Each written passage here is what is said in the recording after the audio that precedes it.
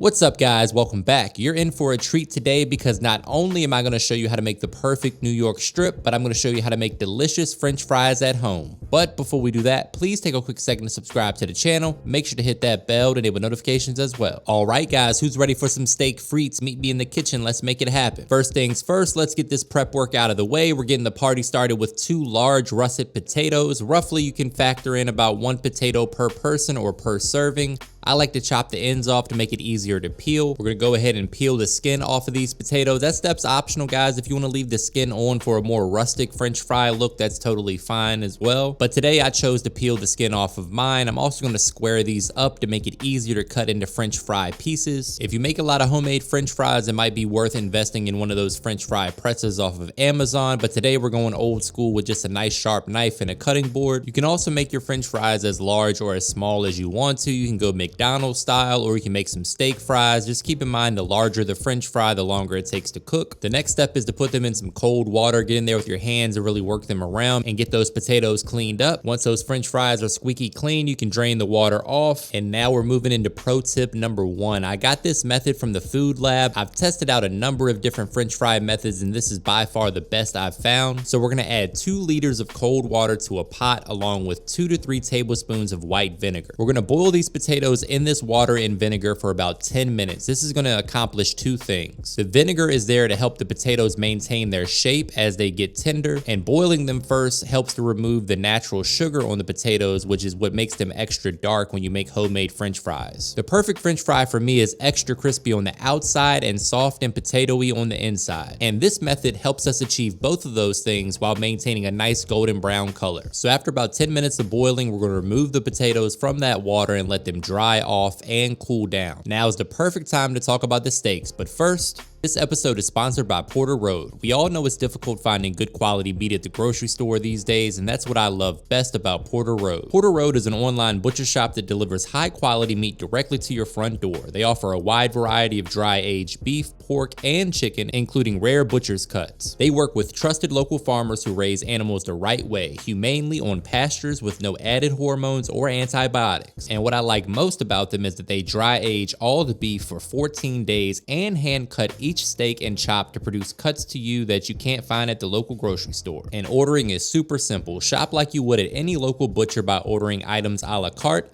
They also offer subscriptions. Steaks and chops arrive fresh and never frozen. And I want you guys to give it a try today for 15% off your first order. All you have to do is click the link in my description box and the promotion will automatically apply. That's 15% off your first order. You can have the best quality meat delivered right to your doorstep with the click of a button.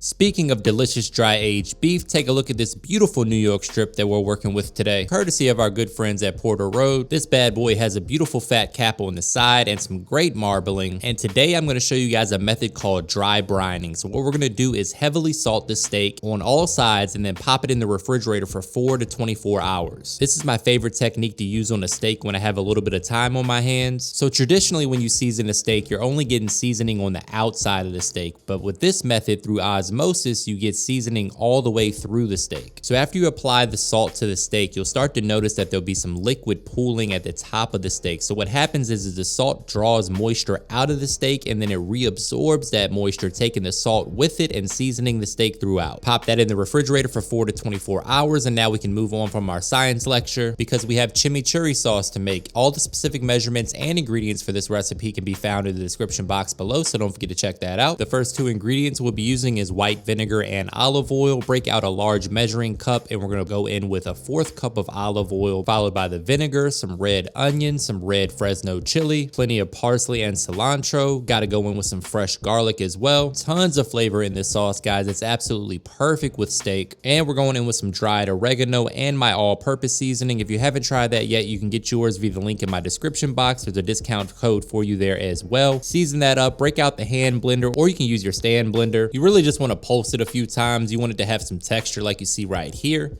Oh man, that sauce is good. All right, guys, back to the steak. This is after 4 to 5 hours. As you can see, the steak has dried up and reabsorbed all that moisture and seasoning that we added. Well, we really only used salt so far, so now I'm going down with my all-purpose seasoning, which is low sodium. So make sure that you're using a low sodium or no sodium seasoning for the rest of this. Something like some onion powder, garlic powder, black pepper. I like to add a little smoked paprika as well. The smoked paprika is going to add a nice little smoky note to the flavor profile, and it's going to help get a nice color when we go to sear the steak here in a minute. Another quick reminder, guys, that all the specific measurements and ingredients for this recipe can be found in the description box below, so don't forget to check that out. Now that we have our steak seasoned to perfection, let's talk about the ingredients we're going to use to baste it. I have some fresh garlic, rosemary, thyme, and some delicious Kerrygold butter, which is a grass-fed butter from Ireland. And in case you didn't know, your boy is 53% Irish. All right, nobody cares, man. Get back to work. So while we wait for that steak to come up to room temperature, we're going to go ahead and do our first fry on the French fries. We're going to drop them at 300 degrees for about 3 to 5 minutes, remove them to a wire rack and let them cool for 30 minutes. And while we wait on that, we're gonna go ahead and get the steak started. To a skillet over medium-high heat, we're gonna add some avocado oil, about a tablespoon or 2.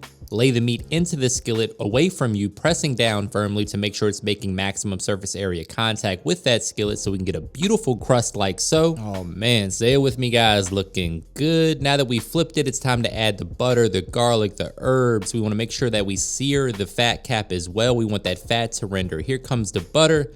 That's that Kerrygold butter we talked about earlier. There goes the garlic, the rosemary, the thyme. You want to turn the heat down, tilt the skillet towards you, and use a spoon to baste that steak in all that deliciousness. Another quick pro tip is you always want to let your steak rest for about 5 to 8 minutes before you slice into it. If you cut the steak too soon, all the juices will run out and you have a dry steak. We don't want that. So while we wait for that to happen, we're going to fry these French fries at 400 degrees for 2 to 3 minutes or until golden brown and crispy. Oh man, nothing like some homemade fries. Our steak is well rested. Now it's time to break out a nice sharp knife and slice into it. See how we did. Let me know in the comments how you like your steak. I prefer mine medium rare. Medium is acceptable as well. Anything over that, and I'm just not a fan. I'll leave all the steak doneness temperatures in the description box for you as well. Oh man, that is a beautiful New York strip. Now we're gonna go ahead and move on to the fries. We're gonna do some truffle Parmesan fries for you guys. I'm going down with a little bit of truffle oil, some freshly grated Parmesan cheese, and some parsley. Oh man, this is so good, guys. Truffle fries are my weakness. This is definitely against the diet, but we're going down with that truffle oil, the freshly grated Parmesan cheese. You gotta hit it with a little parsley as well for some fresh herb flavor and a pop of color. Add them to the mixing bowl, give them a toss like you would wings, and then we're gonna plate all of this deliciousness up. Oh man, look at those fries. There we go, my friends. We got a perfectly cooked New York strip, some delicious truffle fries, and don't forget about that chimichurri sauce. That is gonna bring everything together. And this is one of my favorite meals in the world right here. Steak and potatoes done right. Let me know what you think in the comments. Brace yourself for a trademark money shot. I'm going in for a taste test. You guys can see how crispy those fries are. Gotta go in for a bite of that steak as well. Make sure you give your boy a thumbs up, hit that subscribe button and the bell to enable notifications. And as always, thank you for your support.